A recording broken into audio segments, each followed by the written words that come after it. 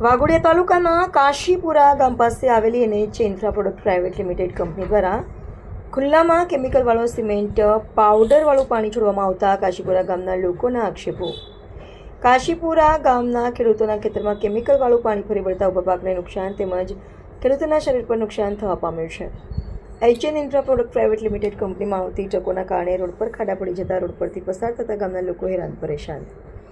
GPCB Gujarat pollution control બોર્ડને ખુલ્લો પડકાર આપતી NH infra product private limited company Kashipura ગામના ખેડૂતોને નુકસાન કરી રહી છે.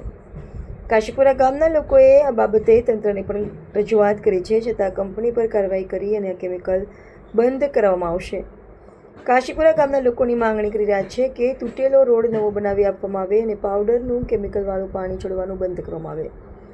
ગુજરાત પોલ્યુશન કંટ્રોલ બોર્ડ તેમજ લાગતા વળગતા તંત્ર દ્વારા આ કંપની પર કાર્યવાહી કરવામાં આવે.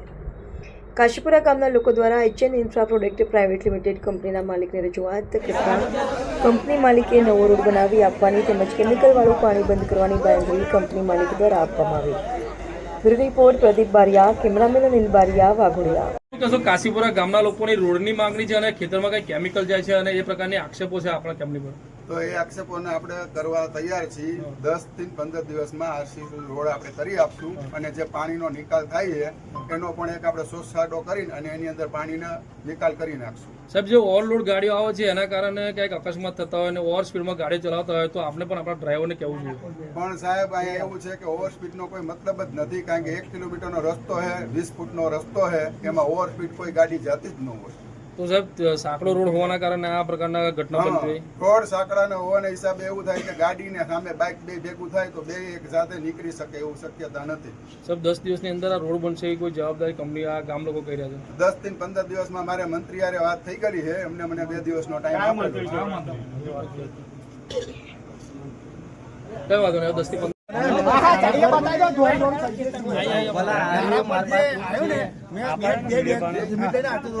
ગાડી આઈસર મારા ઉપર આવી મારે પડવું કે મરવું એમ હાથ કરું એ તારી હોય ભૂલ છે કે તારે 2 દાડા થાય તો આજે તું ડિક્લેર કરે તે દાડા જ ચાલવાનો આજે ભાઈ ડ્રાઈવર જવાનો તો દેવાનો ડ્રાઈવર એલા નહીં છૂટ્યો કેવી રીતે નહીં છૂટે એ નહીં છૂટ્યો ઉપર આ ગાડી લઈને તો આવશે ને અંદર આવશે ઓડી અગ્રી આવશે એ ડ્રાઈવર તારો બેટો લાગો તો જાય તો અગ્રી આવશે હું એમ કહું છું કે આ ડ્રાઈવર કાશીપુરા, મારું નામ પરમાર સંદીપ કુમાર વિજયભાઈ છે. ઘણા સમયથી આ અત્યંત બેદરકારીનું કામ થઈ રહ્યું છે. અમે વારંવાર કંપનીના જે પણ સાહેબો છે એમને પણ જાણ કરેલી છે.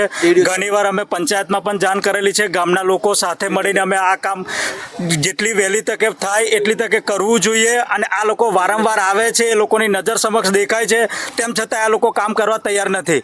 ખરેખર અત્યાર સુધી તો ઘણા લોકો પડ્યા જ છે અને કેટલાને એક્સિડન્ટ થયું છે, નાના છોકરાઓને પણ નુકસાન થયું છે, કાં તો પછી અવારના જવાર ખેડૂતો જે ખેતરમાં જતા હોય છે એમને પણ નુકસાન છે. અને જેટલું પાણી નીકળે છે અહીંયા કેમિકલ વાળું એ દરેક ખેતરના વ્યક્તિગત રીતે દરેકને નુકસાન છે.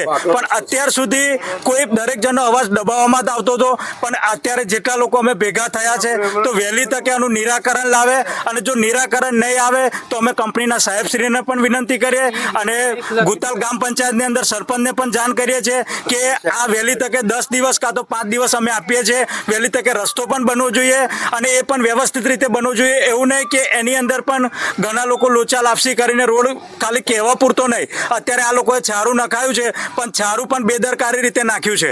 કારણ કે જે રીતે નાખવું જોઈએ રોડ કઈ રીતે છે, ખાડા કેટલા પડ્યા છે, કેટલાક નોકરિયાત લોકો છે, નોકરી જવા આવવામાં પણ તકલીફ થાય છે, ડેરીની જે ગાડી આવે છે એ પણ સમયસર આવતી નથી, સ્કૂલના છોકરા જાય છે, રાત્રે ઇમરજન્સી કોઈ મતલબ એમ્બ્યુલન્સને